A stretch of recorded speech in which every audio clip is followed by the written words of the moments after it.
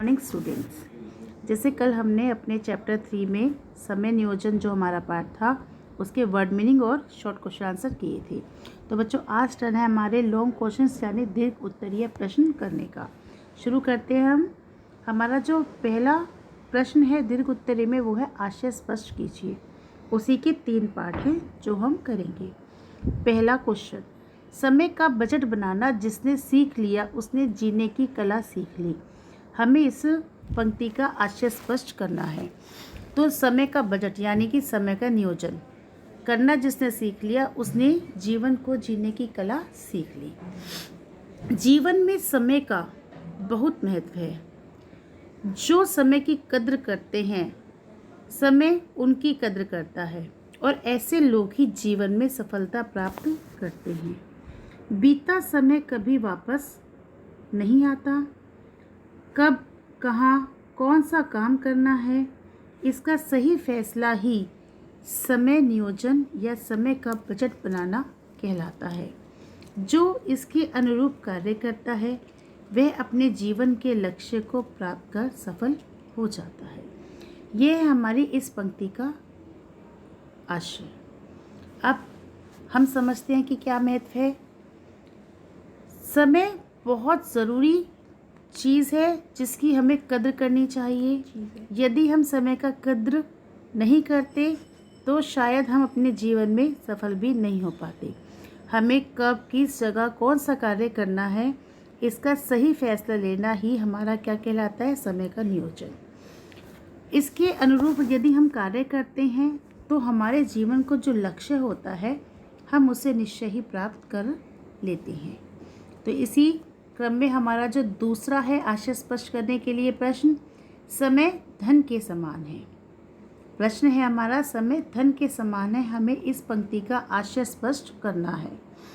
अब समय धन के समान ही है, अतः सावधानी और सतर्कता से हम अपने धन का हिसाब तो रखें पर समय के हिसाब में थोड़ी ज़्यादा ही सावधानी बरतें। क्योंकि धन तो आता जाता रहता है किंतु बीता हुआ समय कभी वापस नहीं आता। धन की ही तरह जिसने समय के महत्व को समझ लिया उसने सुख और समृद्धि के भंडार की कुंजी प्राप्त कर ली। अर्थात जैसे हम अपने धन का हिसाब रखते हैं, लेखा जोखा रखते हैं, उसी तरह हमें समय का भी पूरा हिसाब रखना चाहिए, यानी समय को भी नियंत्रित करना चाहिए। हमें समय कितना समय किस कार्य को देना है, कहाँ पर कितना समय व्यतीत करना है, किस कार्य में कितना समय लगेगा, इस सब का हमें हिसाब रखना होगा। यदि हम हिसाब रखेंगे तो हम अपने जो जीवन का लक्ष्य है उसके महत्व को समझ सकेंगे और अपने जीवन में सुख समृद्धि सफलता को ला सकेंगे। इसलिए जैसे धन का हिसाब किताब हम रखते हैं वैसे ही हमें समय का भी हिसाब किताब रखना चाहिए। अब हमारा तीसरा जो प्रश्न है आशय स्पष्ट करने के लिए वो है समय और लहरें किसी की प्रतीक्षा में खड़ी नहीं रहती। बच्चों हमारा जो प्रश्न है समय और लहरें किसी की प्रतीक्षा में खड़ी नहीं रहती, हमें इस पंक्ति का आशय स्पष्ट करना है। आप सबने लहरें देखी हैं। लहरें किस प्रकार थोड़ी देर के लिए उठती हैं और फिर ख़त्म हो जाती हैं। ठीक वैसे ही समय भी किसी के लिए नहीं रुकता। चलिए शुरू करें। किसी ने यह चेतावनी पहले ही दे रखी है कि समय और लहरें किसी की प्रतीक्षा में खड़ी नहीं रहती।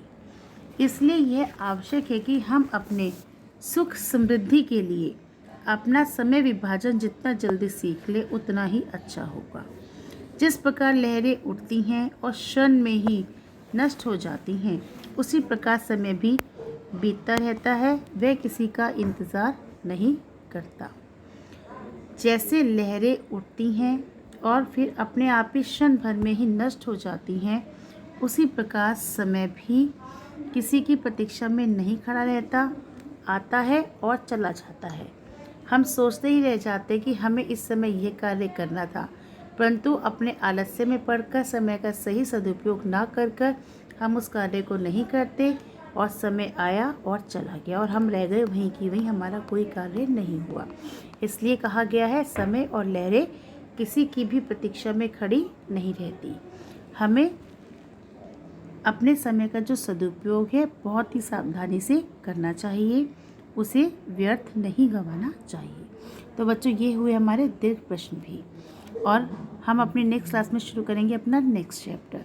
तब तक आप अपना ये कॉपी वर्क, बुक वर्क सब कुछ पूरा कंप्लीट करके रखिए।